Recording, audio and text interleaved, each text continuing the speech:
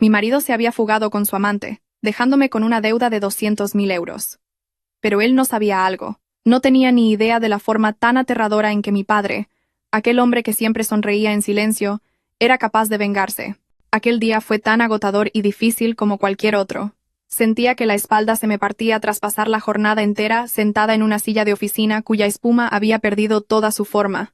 Me dirigí a casa con expectativas sencillas, una ducha caliente, recalentar la tortilla de patatas de anoche y escuchar a mi marido, Mateo, quejarse de su odioso jefe. La imagen de esa tranquila calma estaba tan vívida en mi mente, que no noté nada extraño hasta que giré la llave en la cerradura. Pero las expectativas a menudo chocan con la realidad, y esa noche, la realidad me abofeteó con una fuerza brutal. Antes de que pudiera quitarme los zapatos de tacón, en cuanto abrí la puerta, me recibió el silencio de la casa. Era un silencio diferente al habitual, una sensación fría y vacía, como si entrara en un piso piloto. La luz del salón estaba apagada. Normalmente, a esa hora, Mateo la habría tenido encendida viendo las noticias de la noche o jugando con el móvil. Al principio, intenté ser optimista. Quizás se había quedado dormido de cansancio, o había bajado un momento a la tienda a por tabaco o algo de picar. Pero la intuición de una esposa es a veces más aguda que la de un detective privado. Un escalofrío me recorrió el cuerpo al sentir que algo iba terriblemente mal en mi propia casa. Mi mirada se clavó en el zapatero junto a la entrada. Un espacio vacío demasiado grande me pareció extrañamente llamativo. Las zapatillas de marca caras que Mateo se había comprado el mes pasado no estaban, y no solo eso. También habían desaparecido sus sandalias de cuero favoritas, las que se ponía para presumir en cada reunión de la comunidad de vecinos. El corazón se me desbocó. El ritmo del pánico golpeaba mi pecho con violencia. Tiré el bolso al suelo de cualquier manera y corrí hacia el dormitorio, esperando haberme equivocado, o que quizás Mateo estuviera en el patio limpiando todos sus zapatos, aunque sabía perfectamente que odiaba limpiar zapatos más que nada en el mundo. La escena del dormitorio convirtió mis piernas en gelatina al instante. El armario estaba abierto de par en par, y el lado donde solía estar la ropa de Mateo estaba completamente vacío. Solo unas cuantas perchas de plástico se balanceaban débilmente con la brisa que entraba por la ventana entreabierta. Sus trajes de trabajo, sus vaqueros caros, incluso aquella chaqueta de cuero de la que tanto presumía, todo había desaparecido sin dejar rastro. Aún en medio del caos, una risa amarga se me escapó al darme cuenta de que se había llevado hasta su preciado cojín cervical. Imagínatelo. En plena huida, abandonando a su esposa, pensó en la comodidad de su cuello durante el viaje. Una prioridad asombrosa. Corrí al baño. Como era de esperar, su cepillo de dientes, su maquinilla de afeitar e incluso su limpiador facial de lujo, más caro que el que yo usaba en un mes, habían desaparecido. Mateo se había ido de verdad. No había sido abducido por extraterrestres ni se había ido a un viaje de negocios repentino. Me había abandonado. Pero el verdadero golpe aún no había llegado. El plato fuerte de la noche me esperaba pacientemente sobre la mesa del comedor, listo para hacer añicos mi mundo.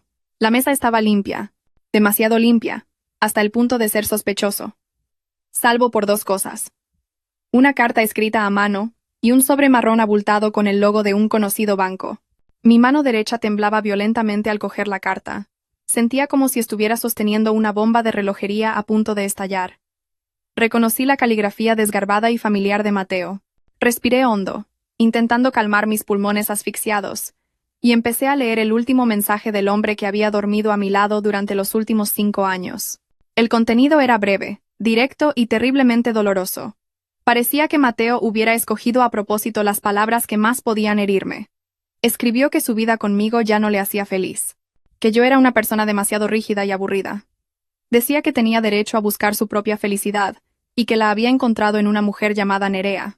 Un nombre desconocido para mí, pero que al parecer ya ocupaba un lugar profundo en el corazón de mi marido. Escribió que empezaría una nueva vida con Nerea en un lugar lejano, donde yo jamás podría encontrarles. Al final de la carta, había una frase que hizo que la sangre me hirviera. Lo siento, no podía llevarme las cargas del pasado. Del resto, encárgate tú. Sentí un ardor en los ojos, pero las lágrimas no brotaron. El shock era más fuerte que la tristeza. Mi mirada se desvió hacia el sobre marrón que había junto a la carta. Lo rasgué con rabia, destrozándolo. Dentro había varios documentos oficiales con el imponente logo del banco. Recorrí las líneas, las cifras y las palabras. Finalmente, mi vista se fijó en un número impreso en negrita. 200.000 euros. Era una reclamación de un préstamo ya vencido, con detalles sobre los intereses y las comisiones por demora que lo elevaban a una suma fantástica. El mundo empezó a girar como un tío vivo descontrolado. 200.000 euros. A mi nombre. ¿Cómo era posible? Entonces recordé algo de hacía 6 meses. Mateo llegó a casa cargado de comida deliciosa, actuando de forma increíblemente cariñosa. Me masajeó los hombros mientras me entregaba un fajo de papeles. Dijo que era un mero trámite para solicitar financiación para un pequeño negocio secundario que estaba planeando. Y yo, como una idiota, le creí. Confié en mi marido, así que firmé aquellos documentos, tan gruesos como una guía telefónica, sin leerlos detenidamente. No sabía entonces que mi firma de aquel día era mi consentimiento para destruir mi propia vida. De repente sentí náuseas. El hambre que no había saciado y el estrés repentino me revolvieron el estómago. Me dejé caer sin fuerzas en una silla del comedor, mirando fijamente la cifra de los 200.000. Mi sueldo de administrativa apenas llegaba para pagar la comida y las facturas. Tardaría décadas en pagar una deuda así. Y eso, si no comía ni bebía. Mateo no solo me había robado el corazón y la autoestima, sino también mi futuro. Se había ido, dejándome en un pozo profundísimo del que no tenía más remedio que intentar salir. Lo irónico es que, en medio de esta tormenta emocional, me di cuenta de otra cosa que faltaba en la cocina. La cafetera de alta gama que acababa de comprar con mi paga extra de Navidad también había desaparecido. Mateo se había largado con la cafetera. Aquel hombre, mientras huía con su amante y me dejaba una deuda millonaria, sintió la necesidad de llevarse la cafetera. ¿Acaso planeaba prepararle a Nerea un romántico café con la cafetera de la esposa a la que acababa de abandonar? Sinceramente, si la situación no fuera tan terrible, me habría reído a carcajadas de su mezquindad y avaricia. Realmente no estaba dispuesto a perder ni un céntimo. Con las manos todavía temblorosas, cogí el móvil y marqué el número de Mateo, con la estúpida esperanza de que todo fuera una broma macabra, una cámara oculta de mal gusto. Pero no hubo tono de llamada. Solo la voz mecánica de una operadora. El teléfono al que llama está apagado o fuera de cobertura. Volví a llamar, una y otra vez, hasta que el pulgar me dolió, pero el resultado fue el mismo. Había desechado ese número, igual que me había desechado a mí. El pánico se convirtió en un miedo que me subía desde los pies hasta la garganta, asfixiándome. Empecé a imaginar a cobradores de deudas, hombres grandes y de aspecto rudo. Había visto a menudo en las noticias lo crueles que podían ser los procesos de embargo. La casa precintada, tus pertenencias arrojadas a la calle, amenazas día y noche. Ahora, la protagonista de esa película de terror era yo. Esta casa, este pequeño piso que habíamos conseguido con una hipoteca conjunta, la mayor parte de la entrada la había pagado yo.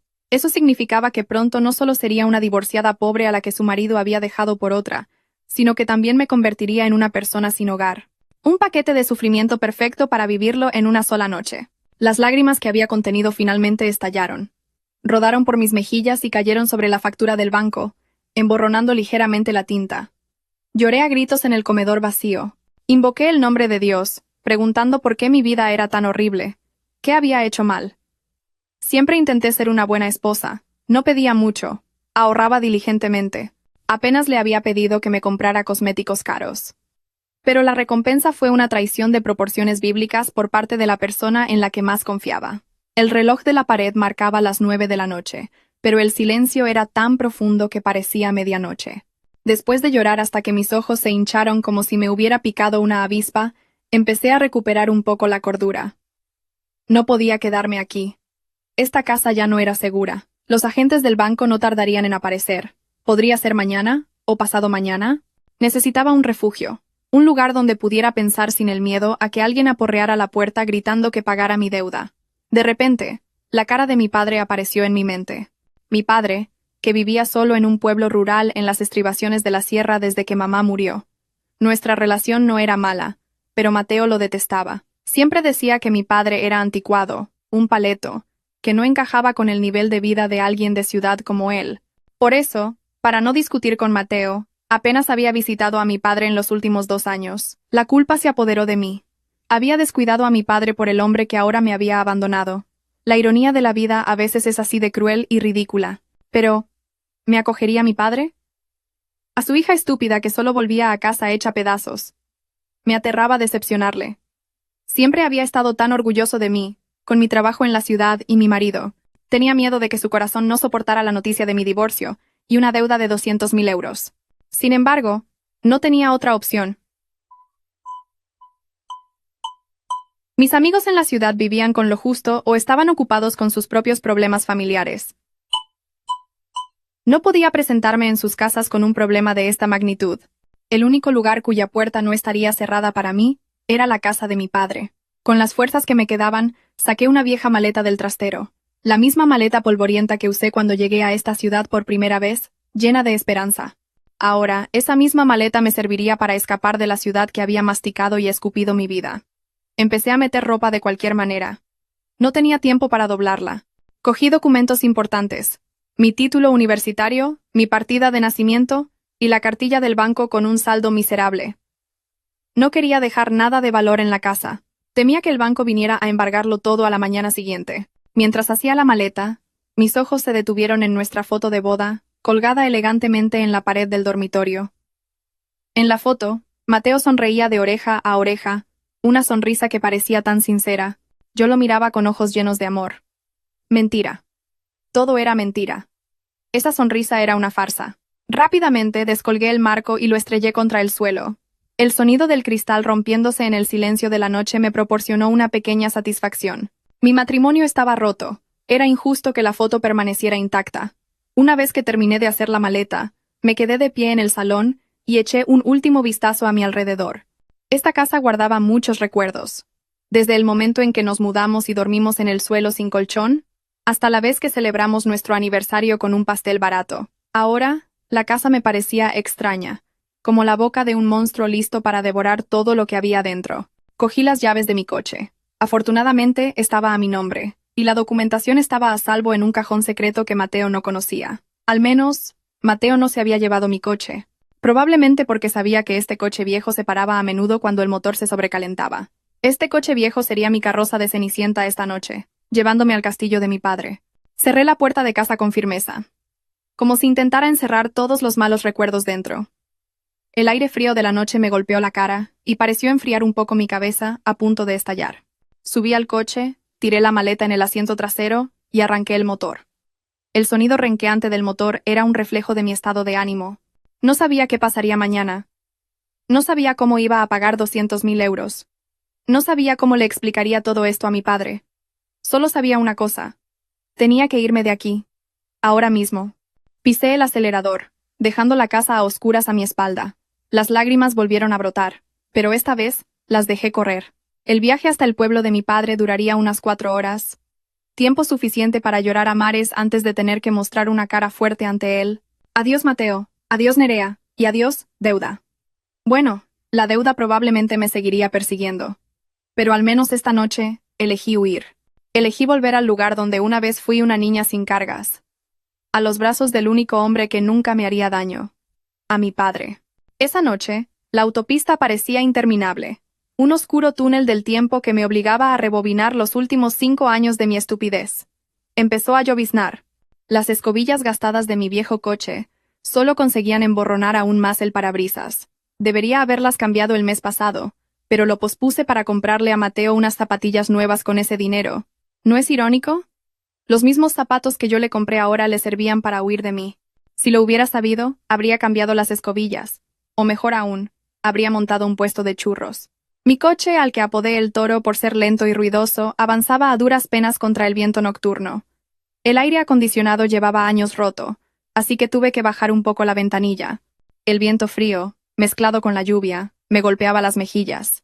Pero esa frialdad no era nada comparada con el hielo que sentía en el corazón. Decidí parar un momento en un área de servicio. Los ojos me escocían tanto que mi visión empezaba a ser borrosa. Necesitaba una botella de agua y un momento para aclararme las ideas. Aparqué en un rincón oscuro del aparcamiento. Me avergonzaba que alguien pudiera ver mi cara, transformada en la de un fantasma. Buscando un pañuelo en la guantera, mis dedos tocaron un pequeño trozo de papel. La curiosidad me pudo, y encendí la tenue luz interior. Era el ticket de una compra. La fecha era de hacía apenas una semana. Mis ojos se abrieron como platos al leer el nombre de la tienda. Una famosa joyería en el centro de la ciudad. Y el importe. Dios mío. Casi se me salen los ojos de las órbitas. 10.000 euros. Mateo había comprado un collar de oro blanco de 10.000 euros.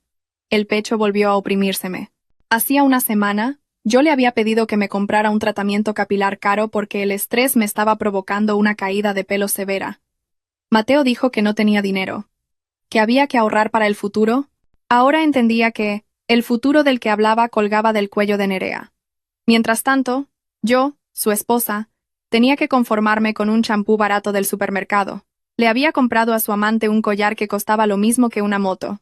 Las piezas del rompecabezas empezaron a encajar. La razón por la que Mateo últimamente llegaba tarde, con la excusa de las horas extra para cumplir los objetivos de fin de año, la razón por la que sonreía solo mientras miraba el móvil. Yo, inocentemente, creía que estaba viendo algo gracioso en el chat de grupo con sus compañeros. En realidad, estaba construyendo su palacio de amor sobre mi sufrimiento, y yo, cada vez que volvía de sus supuestas horas extra, le preparaba una infusión caliente y le masajeaba la espalda para que descansara. Seguramente estaba cansado, pero de pasear por centros comerciales con Nerea. ¡Qué estúpida había sido! El destino estaba cada vez más cerca. El asfalto liso dio paso a las carreteras bacheadas típicas del campo.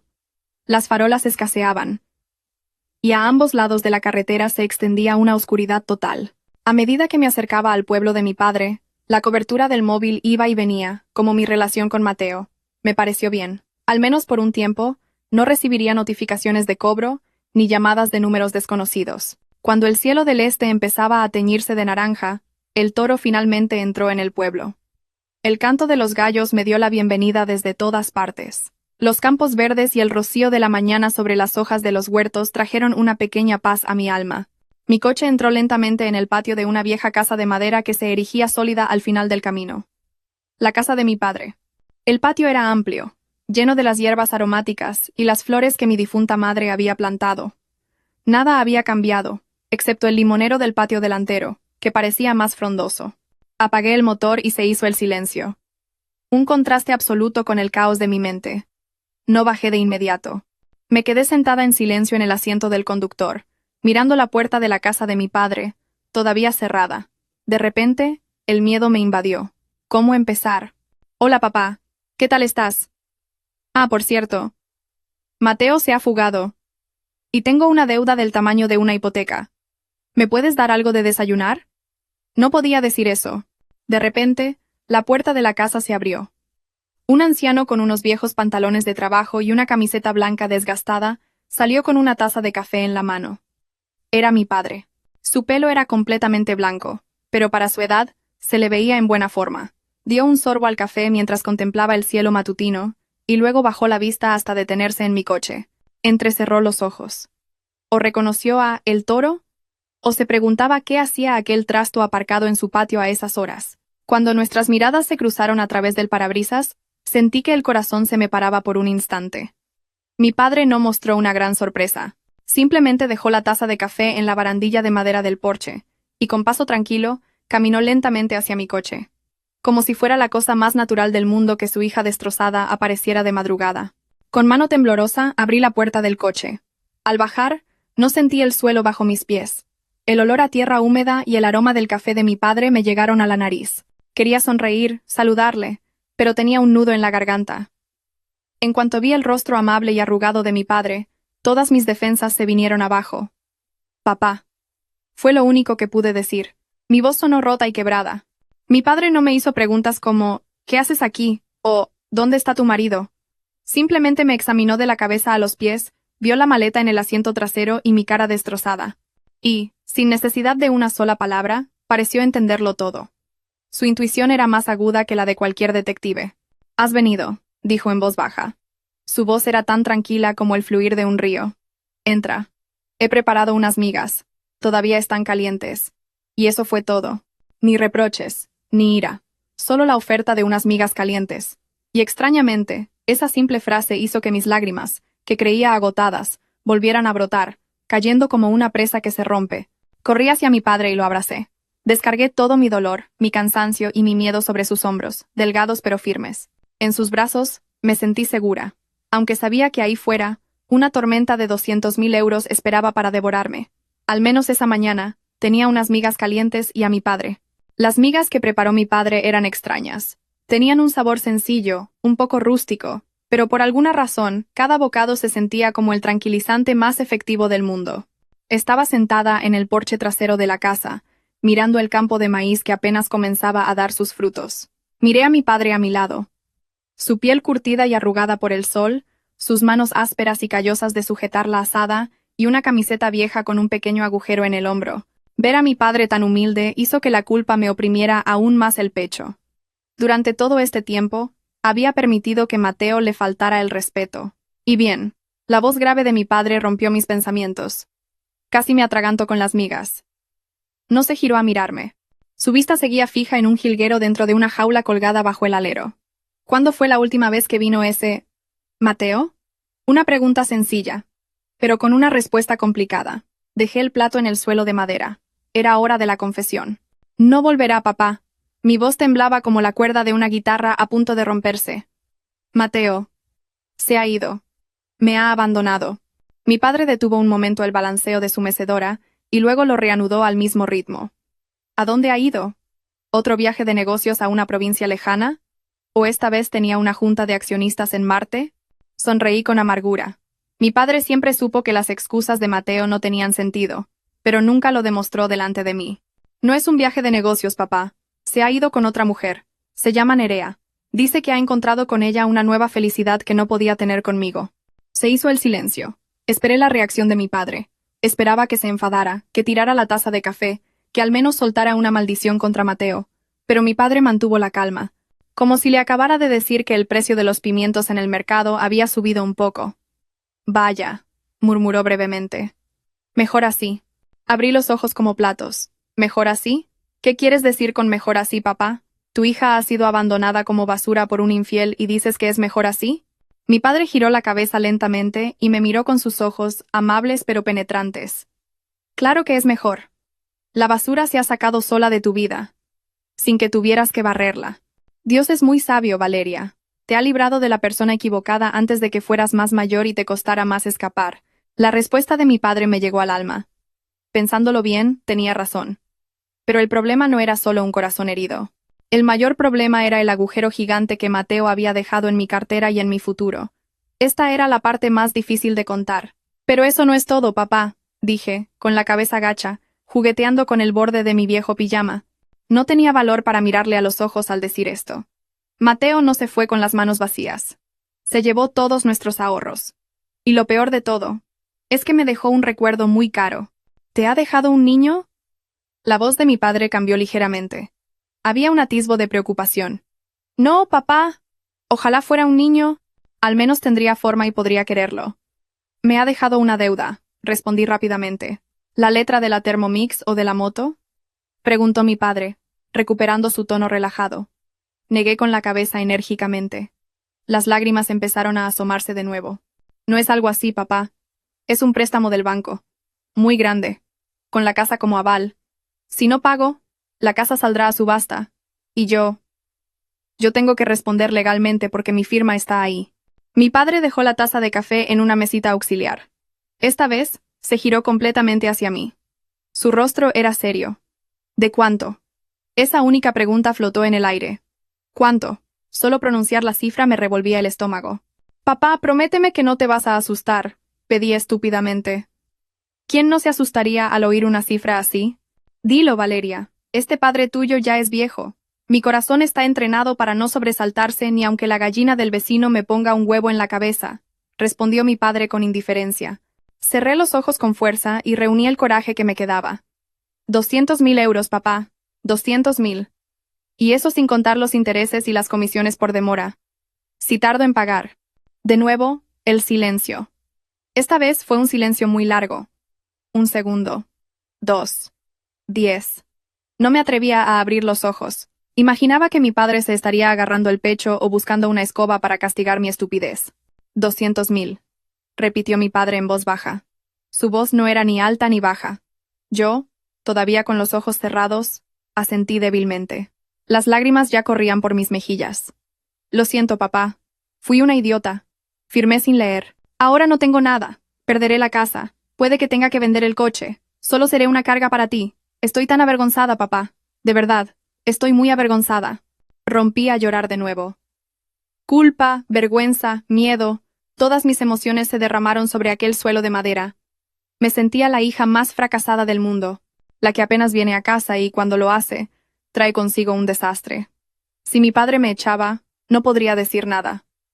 Me lo merecía. Pero lo que pasó a continuación fue totalmente inesperado. No oí gritos de enfado. No sentí el golpe de una escoba. Lo que oí fue, en cambio, un largo y satisfecho sorbo de café, seguido de un suspiro de alivio. «Ah, qué bueno está el café esta mañana», dijo mi padre. Abrí los ojos de inmediato y miré a mi padre con confusión. Mi cara debía de ser un poema, cubierta de mocos y lágrimas. Estaba mirando atónita a un padre que, tras oír que su hija tenía una deuda de 200.000 euros, alababa el sabor de su café. ¿Acaso el shock le había provocado una demencia repentina? ¿O se estaba quedando sordo y había entendido 200 en lugar de 200.000? Mi padre vio mi cara de perplejidad y esbozó una leve sonrisa. Cogió un trozo de pan, lo untó con aceite y se lo comió lentamente. «Come un poco, Valeria. Que se enfría», dijo tranquilamente. «Desde pequeña, cuando lloras, te pones tan fea como un pato con la cabeza atascada en una puerta. Papá, ¿me estás escuchando?», protesté, medio llorando, medio exasperada. «Te digo que tengo una deuda de 200.000 euros. Van a venir del banco. Nosotros». Mi padre levantó la mano derecha indicándome que me detuviera. Su gesto fue tranquilo pero autoritario, y me callé al instante. Me miró directamente. Una mirada profunda y serena, como si no estuviera viendo un problema complejo, sino el vasto océano. «Escucha, hija», dijo mi padre con suavidad. «Esa cantidad de dinero es mucho dinero para comprar chucherías. Pero para el precio del honor de mi hija es una baratija». Abrí la boca. ¿Qué quería decir? «Termina de comer y dúchate. Hueles a una mezcla de sudor y coche viejo», continuó mi padre levantándose de la silla. Se estiró para desentumecer la espalda.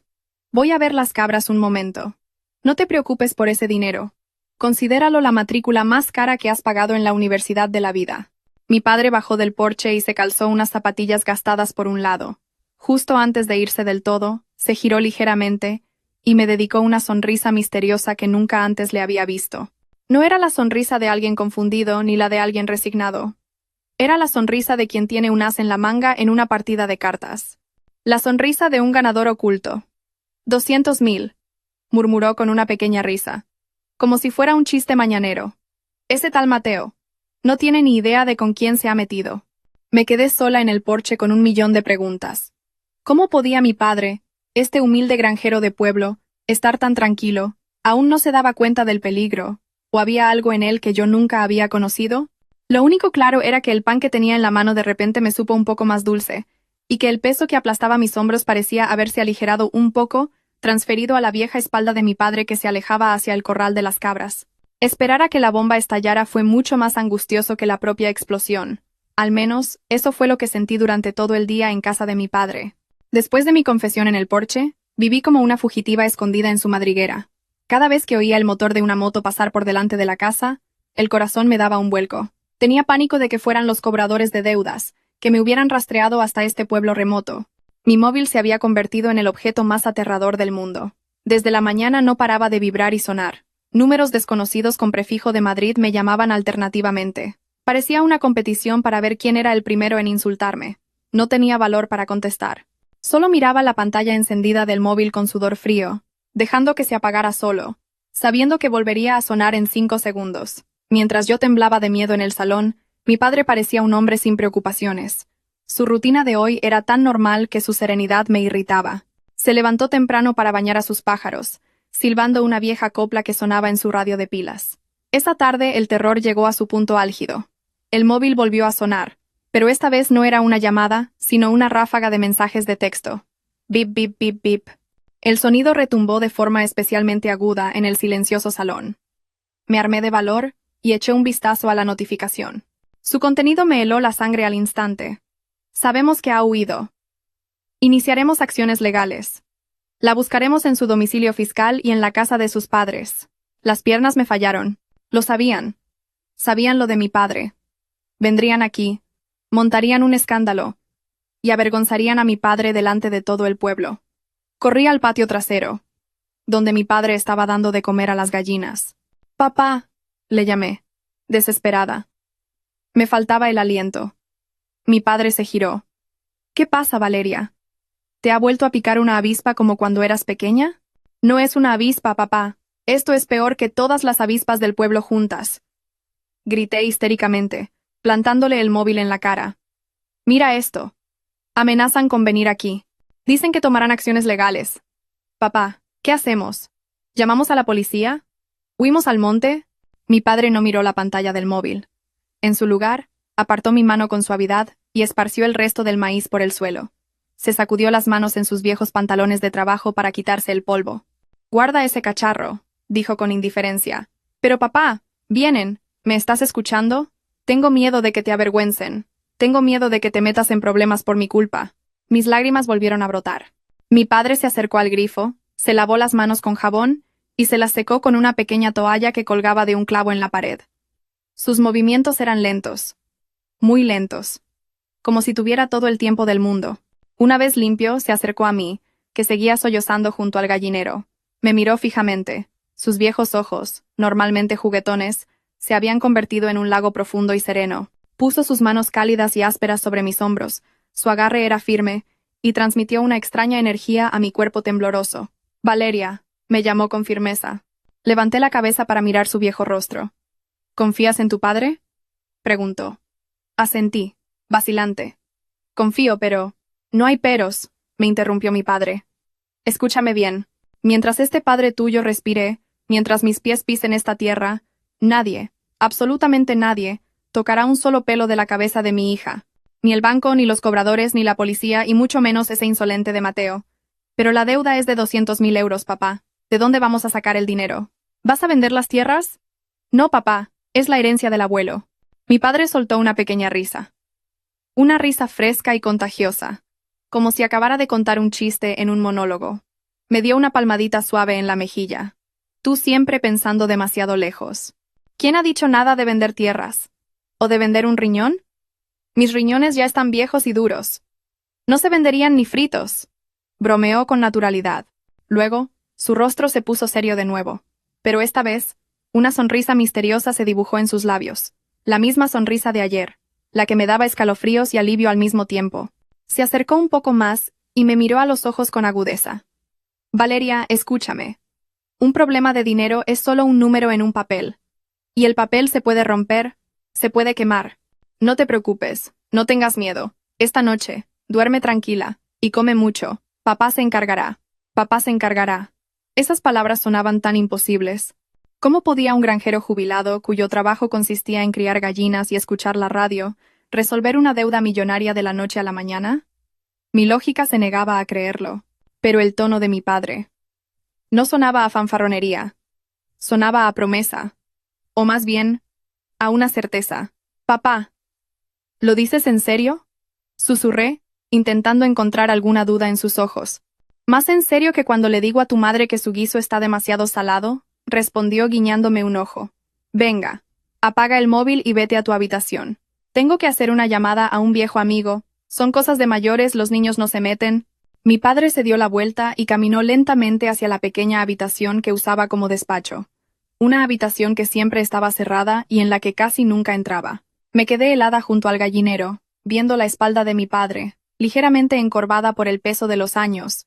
Esa noche, por primera vez después de días de pesadillas y el terror del timbre del teléfono, obedecí a mi padre. Apagué el móvil y lo guardé en lo más profundo de un cajón, bajo un montón de ropa, y me tumbé en el colchón de lana, duro pero cómodo.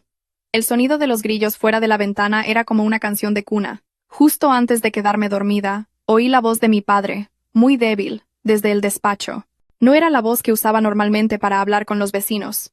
Era baja, firme, autoritaria, con un tono de mando que nunca le había oído en mi vida. No podía entender exactamente qué decía, pero la entonación me recordó a un general en una película de guerra dando órdenes a sus tropas. Bah, estaré tan cansada que oigo cosas, pensé, subiéndome la vieja manta hasta el cuello. Fuera lo que fuese que mi padre estuviera planeando, pasara lo que pasara mañana, esa noche decidí creer en esa frase mágica: no te preocupes, papá se encargará. Y con esa fe, por fin, me quedé dormida. Mientras yo curaba mi corazón roto en el campo masticando pan, en algún rincón de otra ciudad, Mateo debía de sentirse el hombre más afortunado del mundo.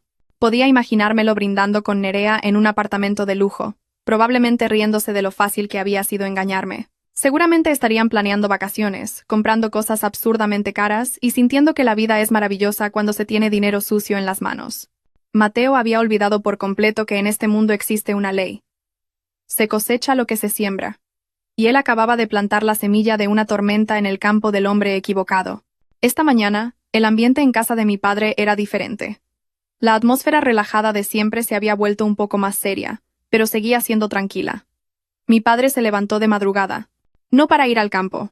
Se puso una camisa vieja de un estampado que, aunque algo descolorido, todavía tenía estilo, y se arregló para parecer presentable. «Papá, ¿a dónde vas?» «Estás muy elegante», le pregunté mientras le llevaba una infusión caliente. Mi padre levantó la cabeza un momento y sonrió levemente. «Solo voy a la ciudad a ver a un viejo amigo. Tengo unos asuntos que resolver. Tú quédate en casa. No le abras la puerta a ningún desconocido. Que se las vean conmigo luego». Después de que mi padre se fuera en El Toro, me quedé sola en casa.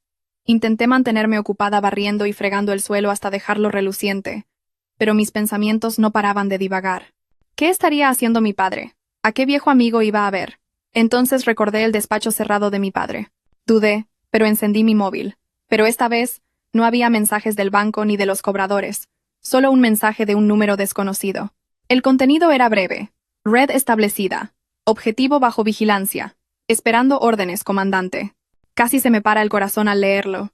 ¿Comandante? ¿A quién se referían? ¿Era un mensaje equivocado? Pero, ¿por qué a mi móvil? Entonces recordé que este móvil me lo había regalado mi padre justo cuando terminé la universidad. ¿Sería posible que mi padre estuviera usando mi línea para vigilar algo? Mientras tanto, en la gran ciudad, Mateo probablemente estaría sentado en una cafetería cara, esperando su café. Se sentía seguro porque había cambiado todos sus números de teléfono y se había mudado a otro apartamento. No sabía que, desde el momento en que salió de nuestra casa, unos ojos invisibles seguían cada uno de sus movimientos. No sabía que cada transacción que hacía con el dinero del préstamo estaba siendo registrada por gente que solo obedecía las órdenes de un anciano en un pueblo remoto. Mi padre se estaba moviendo de verdad. No estaba pidiendo dinero prestado para pagar mi deuda. Estaba reactivando una maquinaria que llevaba mucho tiempo dormida. Su antiguo poder. A las 4 de la tarde oí el motor de El Toro entrando en el patio. Corrí a ver a mi padre bajando del coche. Su cara parecía muy relajada. Traía una caja grande de pollo asado de un famoso asador de la ciudad. «Toma, come algo bueno. No te pases el día comiendo patatas, que te vas a convertir en una», dijo mi padre en tono de broma, entregándome el paquete. «Papá, ¿cómo ha ido?», pregunté, impaciente. Mi padre simplemente se quitó los zapatos y se sentó en una silla del porche. Cogió un trozo de pollo y lo masticó con ganas. «El plan sigue su curso. Mateo está disfrutando de su fiesta. Dejémosle. Para que una persona caiga, lo mejor es subirla primero a lo más alto. Así, la caída es más ruidosa y el dolor más seguro». Tragué saliva. «Papá, el mensaje que llegó a mi móvil antes. Eso de comandante. ¿Eres tú?» A mi padre casi se le atraganta el pollo y se echó a reír a carcajadas. «Jaja. ¿Así que el mensaje te llegó a ti? Lo siento. Se me olvidó que esa línea todavía estaba conectada a tu móvil. Haz como si acabaras de leer el guión de una radionovela por accidente». Y entonces mi padre me dio una palmadita suave en la mano. «Valeria, a partir de mañana ya no tienes que tenerle miedo al timbre del teléfono. Todo ha sido transferido. Ahora solo te queda una cosa por hacer. Esperar una semana. A ver quién es el que te llama llorando». Esa noche, me fui a dormir con una sensación muy extraña. Sentía una gran satisfacción, pero al mismo tiempo, me daba un poco de miedo ver esta otra cara de mi tranquilo padre. Me di cuenta de una cosa. Mateo había cometido el mayor error de su vida. No solo había traicionado a su esposa, sino que había despertado a un gigante dormido que me protegía desde la distancia. Me arropé con la manta, y por primera vez, sonreí antes de cerrar los ojos. «Disfruta de la fiesta, Mateo. La verdadera factura está a punto de llegar, y te la servirá tu suegro en persona». Si este mundo fuera un escenario de teatro, Mateo estaría disfrutando de su papel de protagonista, sin saber que el escenario sobre el que se encuentra ya ha sido cerrado por todas partes. Durante la primera semana después de su huida, Mateo vivió como un pequeño rey. A través de los informes que de alguna manera llegaban cada mañana a la mesa del desayuno de mi padre, supe que mi exmarido había alquilado un apartamento en una zona de élite, un lugar cuyo alquiler mensual podría pagar la matrícula universitaria de una persona. Nerea, su supuesta nueva felicidad, Parecía disfrutar de su papel de reina de la temporada. Se les veía a menudo en centros comerciales de lujo, cargando bolsas de marcas cuyos nombres apenas se pueden pronunciar. Mateo debía de sentirse muy orgulloso de poder satisfacer a Nerea con lujos que a mí nunca me había ofrecido. No se daba cuenta de que ese lujo estaba construido sobre arena. Pensaba que cambiando de número de teléfono y desapareciendo en otra ciudad, estaría a salvo del rastreo del banco. Mateo olvidaba que por encima del cielo hay otro cielo, y que por encima de los bancos hay gente que puede hacer que los bancos se arrodillen. En la casa del pueblo mi padre había vuelto a su rutina habitual, o eso parecía. Volvió a regar las plantas, a dar de comer a las gallinas, y a ir de pesca de vez en cuando al río que pasaba detrás del pueblo. Pero yo sabía que esta calma de mi padre era la calma que precede a la tormenta. Cada noche, mi padre desaparecía en su despacho durante 1 hora. Desde fuera, junto con el sonido de los grillos, se oía el teclear de una vieja máquina de escribir, una sinfonía que sonaba como el martillo de un juez en un tribunal. Mi padre estaba escribiendo un nuevo destino para Mateo, y yo solo podía esperar con una mezcla de sentimientos. «Valeria, mira ese pimiento», dijo mi padre una tarde mientras estábamos sentados en el porche tomando una manzanilla. Señaló una planta de pimientos cuyos frutos estaban rojos y maduros, pero en cuyo tallo había una pequeña oruga. Esa oruga debe de sentirse muy llena, comiendo las hojas más frescas. No sabe que un pájaro la lleva observando desde esta mañana. Está tan ocupada comiendo que se ha olvidado de mirar hacia arriba. Sonreí con amargura ante la metáfora de mi padre. Pero la oruga todavía no ha sido devorada por el pájaro, papá. ¿Y si el pájaro llega tarde? Mi padre bebió su infusión lentamente. El pájaro nunca llega tarde, Valeria. Solo está esperando a que la oruga engorde un poco más, para tragársela de un bocado y quedarse lleno. Mañana, esa oruga habrá desaparecido del tallo. Y efectivamente, al día siguiente, el juego comenzó. Justo cuando salía el sol, mi padre me pidió que encendiera el móvil que había tenido escondido en el cajón todo este tiempo. Dudé. Pero mi padre simplemente asintió con firmeza. Cuando la pantalla se encendió, ya no había miles de mensajes de cobro del banco, ni llamadas de cobradores agresivos. En su lugar, había un único mensaje del banco. Decía que toda la deuda a mi nombre había sido adquirida por un tercero, y que ahora yo estaba limpia de toda obligación legal. Casi se me cae el móvil al suelo. Papá, ¿qué significa esto? ¿La deuda está saldada? Papá, ¿con qué la has pagado? Pregunté con voz temblorosa. Mi padre solo sonrió levemente mientras peinaba las plumas de un pájaro. No la he pagado con dinero, Valeria. Solo la he cambiado por un pequeño favor que le hice en su día al director de ese banco. Ahora, esa deuda ya no es asunto tuyo. Esa deuda digamos que ha pasado a una empresa de inversión que cobra las deudas de una forma un poco más creativa. En la ciudad, el mundo de Mateo empezó a tambalearse. Mientras disfrutaba de un almuerzo en un restaurante de lujo, su tarjeta de crédito fue rechazada de repente. Intentó con otra, pero también fue denegada. Mateo se sintió avergonzado, pero intentó mantener la compostura delante de Nerea. Pensó que solo sería un error del sistema, pero el verdadero shock llegó cuando volvió al apartamento. Ninguna de sus tarjetas de acceso funcionaba. El conserje le informó de que el apartamento había sido precintado por estar relacionado con flujos de capital ilícitos. Mateo intentó contactar con su empresa, esperando poder cobrar su sueldo o alguna paga extra, pero los golpes no cesaban. Su jefe, normalmente amable, le insultó por teléfono. Resultó que un expediente de investigación sobre la malversación de fondos de la empresa que Mateo había estado cometiendo sutilmente había aparecido de repente esa mañana en la mesa del Consejo de Administración. El expediente era perfecto, desde fotos de pruebas hasta el más mínimo detalle de las transacciones. Mateo no solo perdió su casa y su dinero, sino también su carrera y su reputación en menos de 1 hora. Al ver a Mateo tambaleante y confundido, Nerea mostró inmediatamente su verdadera cara. La que hasta entonces había sido una mujer cariñosa y dulce, se volvió fría como el hielo. ¿No decías que tenías mucho dinero, Mateo? ¿Cómo es que ahora te lo embargan todo y te despiden? Gritó en el vestíbulo del edificio, sin importarle las miradas de la gente. Para Nerea, el amor verdadero no importaba si no había saldo en la cuenta corriente. Para ella, Mateo era solo un cajero automático, y si la máquina se estropeaba, no dudaría en buscar una nueva. Mateo se quedó en la calle, mirando aturdido la maleta que Nerea le había tirado desde un taxi. No tenía dónde vivir, no tenía trabajo, y lo más aterrador de todo, empezó a recibir mensajes de texto de un número desconocido. Ya no eran los educados mensajes del banco. Contenían fotos de la casa de su infancia, fotos de la cara de su madre, y una breve frase. Nuestro dinero no es gratis, Mateo. Sabemos dónde estás. Mateo empezó a sentir un frío que le subía desde la planta de los pies hasta el corazón. Se dio cuenta de que no le perseguía el lento sistema bancario, sino algo mucho más oscuro y eficiente. Intentó recordar quién podría hacerle todo esto. Sus pensamientos se dirigieron a la esposa que había considerado débil, y al suegro que había considerado un viejo granjero estúpido. «No puede ser ese viejo», murmuró con voz temblorosa mientras deambulaba por la acera. Esa noche, bajo la tenue luz de una farola, Mateo estaba sentado solo en el banco de un parque. Tenía hambre, pero le daba miedo gastar el poco efectivo que le quedaba. Cada vez que una moto reducía la velocidad cerca, se levantaba de un salto y se escondía detrás de un árbol. Se sentía como una rata atrapada en un laberinto sin salida. Y a lo lejos, en una casa de madera en el campo, un anciano apagaba su máquina de escribir con satisfacción. Mirando una foto de nosotros dos con la parte de Mateo arrancada, mi padre susurró a la noche. «Esto es solo el principio, Mateo. El verdadero juego empieza ahora». Yo, que espiaba a mi padre por el resquicio de la puerta, suspiré profundamente. Sentía una extraña satisfacción, pero también un escalofrío. Mi padre realmente lo estaba solucionando todo, pero de una manera que yo nunca habría imaginado. Quizás Mateo estuviera llorando ahora, pero yo sabía que su llanto más desesperado estallaría en unos días.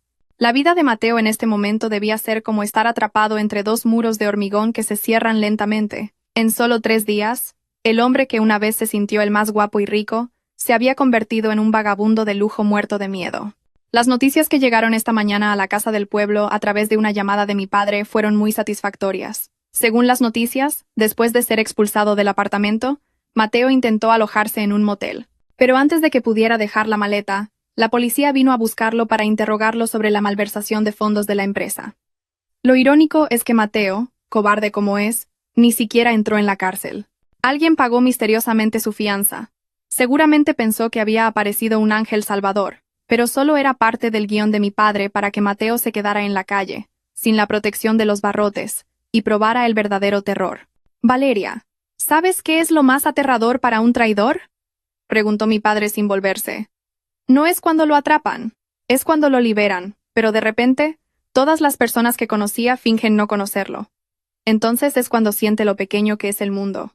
Permanecí en silencio, imaginando la cara de Mateo, que a estas alturas debía de estar demacrado y sucio. Se rumoreaba que Nerea, su verdadero amor, había desaparecido con el efectivo y las joyas que le quedaban a Mateo. El mejor momento llegó esta tarde.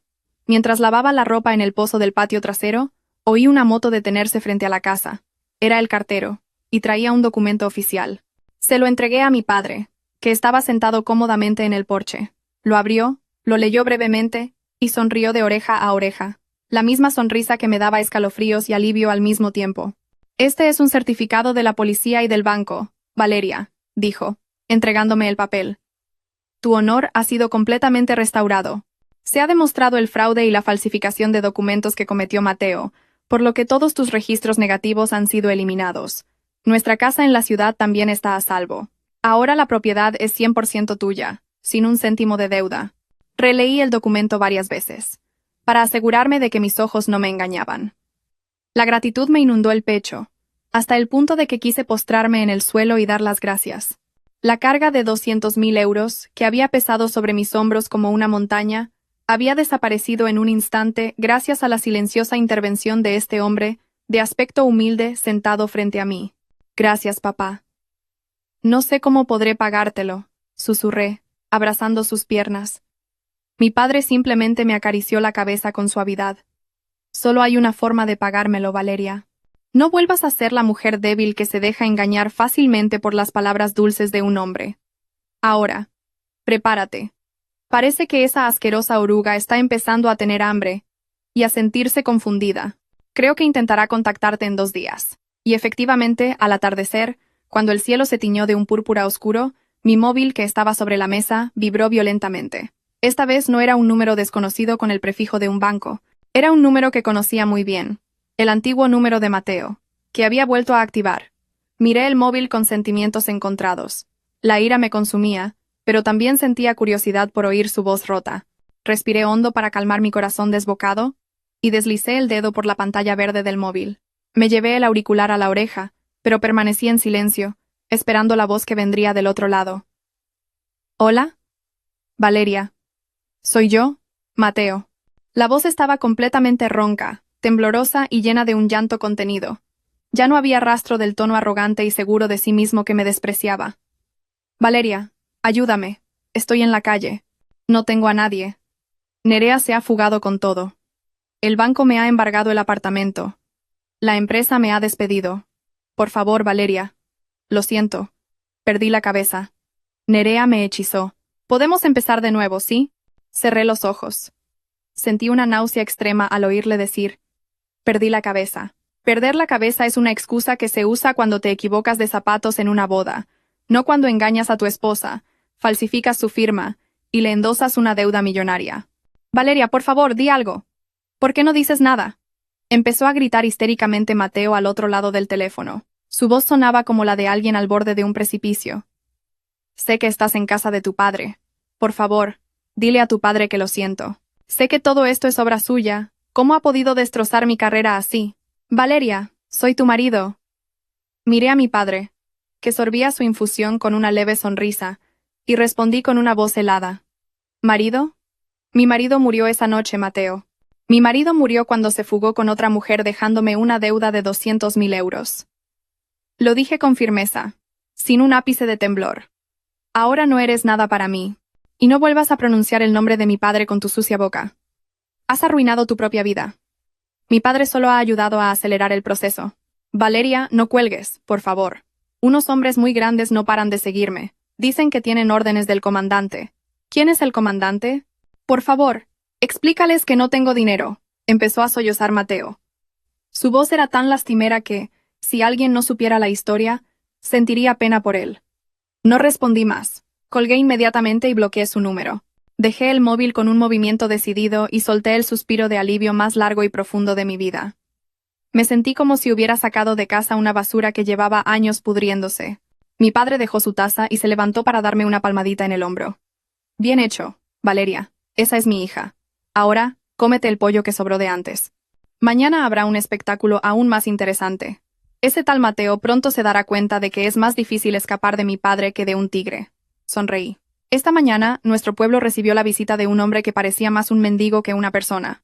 A través de la ventana del salón vi la figura de un hombre de pie frente a la valla de bambú de la casa de mi padre. Su ropa, que en su día fue de marca, ahora estaba descolorida, manchada y en un estado lamentable. Su cara, una vez lisa gracias a las cremas caras, ahora estaba cubierta por una barba descuidada, y sus ojos estaban hundidos, como los de alguien que no ha dormido en días. Era Mateo. Lo observé desde la distancia con una emoción neutra. No sentía un odio hirviente, solo repulsión por lo insignificante que era el orgullo del hombre al que una vez había idolatrado. Mi padre, que afilaba un cuchillo en el porche, ni siquiera miró hacia la valla. Sus movimientos eran rítmicos, como si no hubiera un parásito moribundo pegado a la valla de su casa. Valeria, tenemos visita, dijo mi padre con indiferencia, sin apartar la vista del cuchillo. Parece que se ha perdido, o quizás ha venido a mendigar un poco de dignidad. Salí al porche y me puse al lado de mi padre. Al verme, Mateo gritó histéricamente. Valeria, Valeria, por favor, abre la puerta. Tengo hambre, Valeria. No he comido nada desde ayer. Estoy muy arrepentido. Por favor, perdóname. Caminé lentamente hacia la valla, no para abrirle, solo para ver más de cerca el aspecto de un traidor cuando ha caído a lo más bajo. Cuando llegué a la valla, Mateo se arrodilló directamente en el suelo polvoriento. Intentó agarrarme la mano a través de los huecos del bambú, pero la retiré rápidamente. Valeria. Por favor. Nerea era una mujer horrible. En cuanto me despidieron, se fugó con todo mi dinero. Me embargaron el apartamento, y unos hombres grandes que dijo que había enviado tu padre se llevaron todas mis cosas. Por favor, dile a tu padre que pare todo esto. No aguanto más. Mateo lloraba a lágrima viva. Sus mocos se mezclaban con el polvo de su cara. Lo miré con los ojos vacíos. ¿Que Nerea era horrible? ¿No era la nueva felicidad más divertida que yo? ¿Dónde está esa felicidad ahora, Mateo?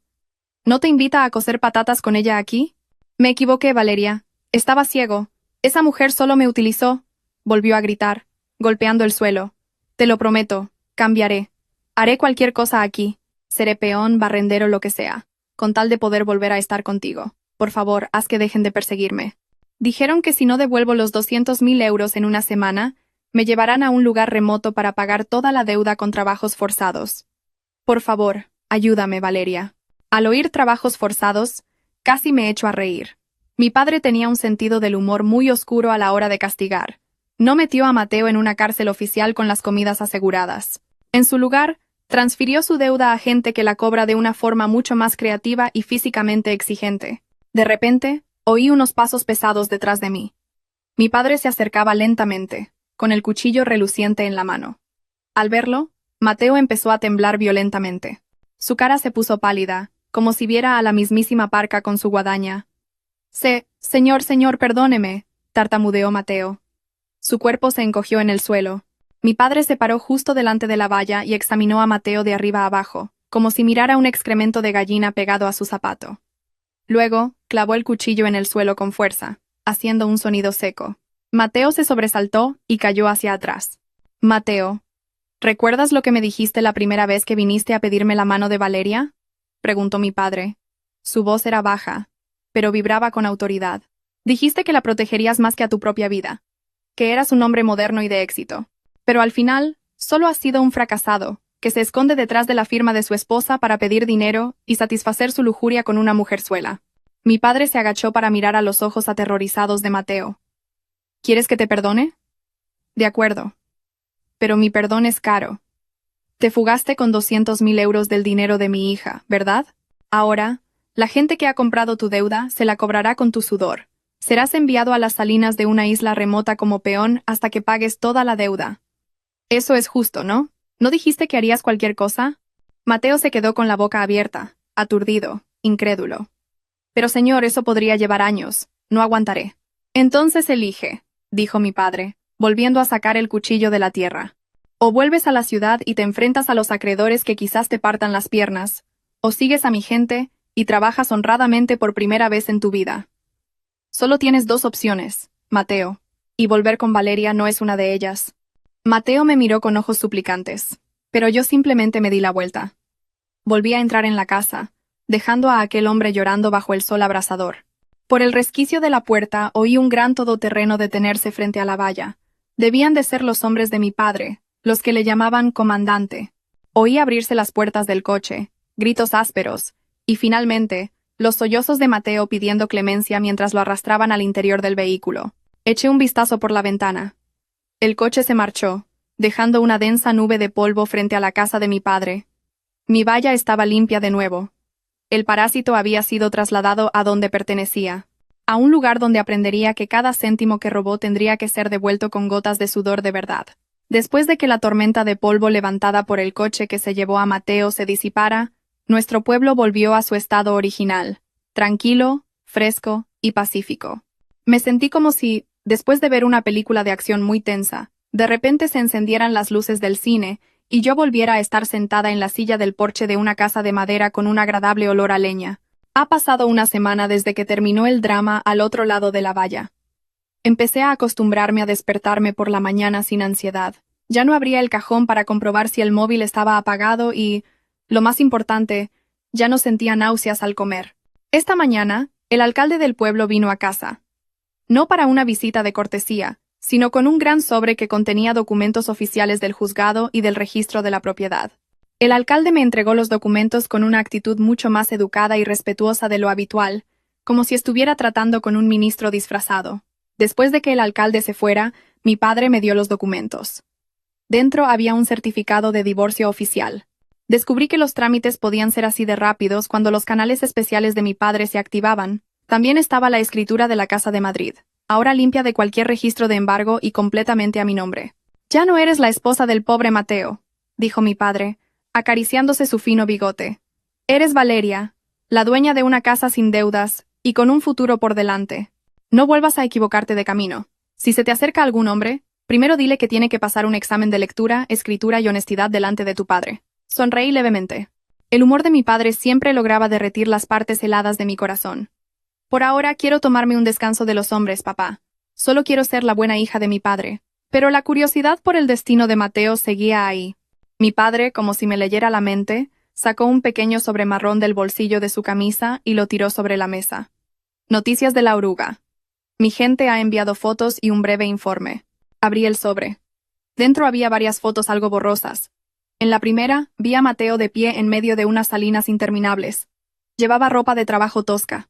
Su cara estaba quemada por el sol y sus manos, una vez suaves por las lociones caras, ahora sujetaban una pesada herramienta para cortar sal. En otra foto, se le veía sentado frente a una choza de madera muy precaria. Devoraba un tupper como si fuera la comida más lujosa del mundo. No quedaba ni rastro del arrogante hombre de ciudad. En los ojos de Mateo, capturados por la cámara, solo había un cansancio extremo y una mirada de resignación. Mi padre había cumplido su promesa. Mateo no fue torturado físicamente con violencia, pero se le obligó a sentir lo que es el verdadero trabajo duro. Tenía que pagar cada céntimo de los 200.000 euros con su propio sudor. Me dijeron que el sueldo que Mateo recibía allí se deducía directamente para pagar la deuda a la empresa de inversión del socio de mi padre. A ese ritmo de pago probablemente Mateo tardaría entre 10 y 15 años en saldar la deuda. Una escuela de la vida muy larga. Está bien allí, dijo mi padre con indiferencia. Le dan de comer bien, duerme bien, solo que no tiene tiempo para tener amantes ni para falsificar firmas. Allí solo se valora la honestidad física. Si eres vago, pasas hambre. Sencillo, ¿no?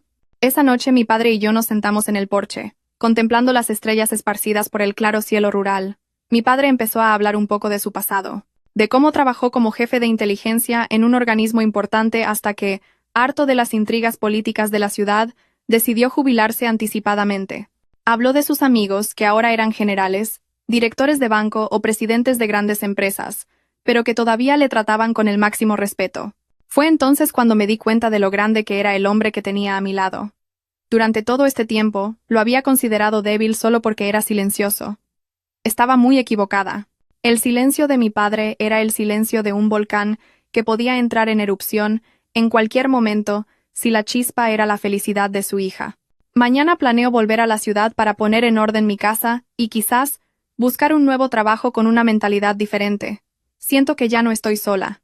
Llevo en mi corazón el coraje de mi padre. Esta mañana es mi última mañana en la casa del pueblo antes de volver a la ciudad para empezar un nuevo capítulo. El aire de la mañana es increíblemente puro, como si todo el universo estuviera celebrando el fin de mi época oscura. Recuerda lo que te he dicho, Valeria, dijo mi padre mientras bajaba las escaleras de la casa. No dejes que nadie más tome el volante de tu vida. La conductora eres tú. Tú sabes cuándo pisar el acelerador y cuándo el freno. Y si algún hombre intenta subir, asegúrate de que no solo quiere un viaje gratis, y mucho menos que intente secuestrar tu coche. Sonreí y abracé a mi padre con fuerza, un abrazo muy largo, como si quisiera absorber la fuerza que le quedaba a este hombre extraordinario. Te lo prometo, papá. No volveré a ser la tonta de antes. Gracias por ser mi héroe. Mi padre me dio una palmadita suave en el hombro y deshizo el abrazo. La verdadera heroína eres tú, Valeria. Yo solo abrí la puerta, pero fuiste tú quien tuvo el valor de entrar. Olvídate de ese Mateo. Déjale que aprenda a ser una persona de verdad en las Salinas. Las últimas noticias que tengo son que, por miedo a pasar hambre, se ha convertido en el trabajador más diligente. Al menos se podría decir que lo he guiado por el camino del cielo a través del trabajo duro. Subí al coche y arranqué el motor.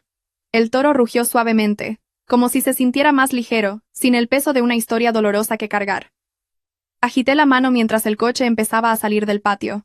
Por el retrovisor, vi la figura de mi padre, firme frente a la valla de bambú, agitando la mano en silencio hasta que su silueta se hizo pequeña y desapareció tras la curva del camino. El viaje de vuelta a la ciudad se me hizo muy corto.